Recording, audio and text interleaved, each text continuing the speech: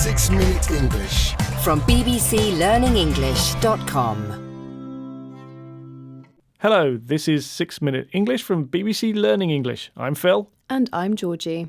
In the words of a famous 1960s pop song, breaking up is hard to do.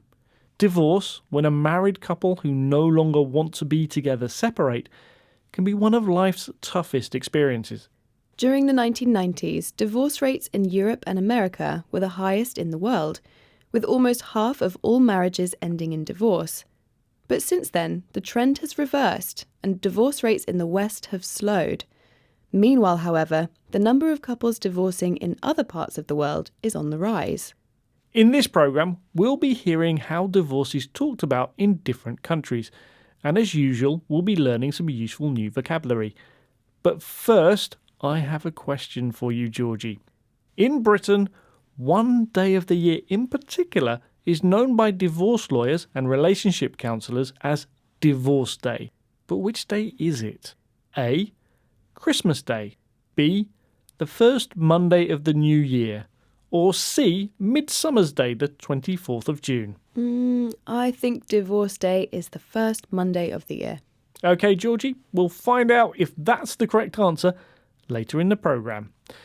Getting married very young and differences between partners' backgrounds or interests are two common causes for couples to grow apart. Today, Marina Adshade is a professor at the University of British Columbia who studies the economics of sex and relationships. But her life has a very different beginning, as she told BBC World Service programme The Global Story. I married really young. I had no education. I married somebody who was older than me, who had a lot of education, and our relationship worked well for a while. And then in my late 20s, I decided to go back to school. I no longer wanted to be a stay-at-home mother, which was what I was doing in my 20s. And that change in our situation for us just became completely unresolvable. And I think this is true for a lot of marriages because people's situation changes over their lives. Maybe they want children and maybe they change their minds. Marina started her married life as a stay-at-home mum, a woman who stays home to take care of the children and manage the household. Marina married an older man, and although their relationship started well, over time they developed different ideas about what they wanted from life. Marina and her husband changed their minds. They changed an earlier decision they had made. Growing apart is one of the most frequently given reasons for divorce, and eventually Marina and her husband's problems became unresolvable, not able to be fixed or satisfactorily ended. Marina's experience is typical of someone who finds themselves trapped in a marriage that no longer works. Yet unfortunately, due to economic or emotional reasons, many people stay trapped. So what can be done? Now, some countries are looking to the authorities rather than the couple themselves for a solution. Here, Lucy Hockings, presenter of BBC World Service's The Global Story, and divorce counsellor Joanna Gosling discuss a new strategy being used in China. There was an interesting thing they did in China where they introduced this cooling off period. Mm-hmm. So the government enforced this.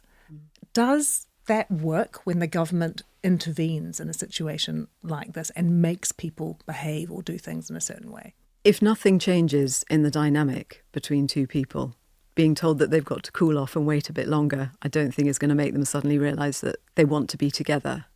It might be an idea for states to invest in communication programmes for these couples, because that's invariably why relationships fall apart. In response to rising divorce rates, in 2021, the Chinese government introduced a 30-day cooling-off period for couples wanting to separate. A cooling-off period is a period of time in which two groups who are arguing can try to improve the situation before taking further action. However, it's unusual for governments to intervene, to become involved in people's private lives this way. Joanna doubts a cooling-off period will work, especially as the main reason for relationships failing is non-communication. She says a lack of communication is invariably, or always, the reason for divorce. On the plus side, by communicating openly, maybe with the professional help of a relationship counsellor, saving a marriage is possible. I think it's time you reveal the answer to your question, Phil.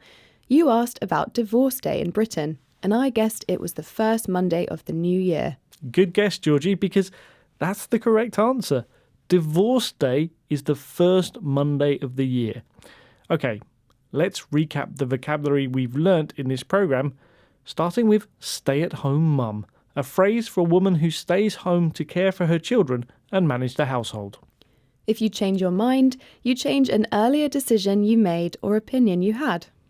If a problem is unresolvable, it cannot be satisfactorily solved or fixed. A cooling off period is a period of time for two people to try to resolve their differences.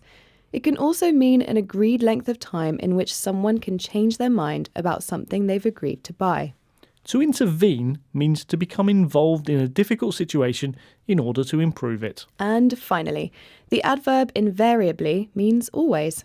Once again, our 6 minutes are up, but remember to join us again next time for more trending topics and useful vocabulary. Goodbye for now. Bye! 6 Minute English from bbclearningenglish.com.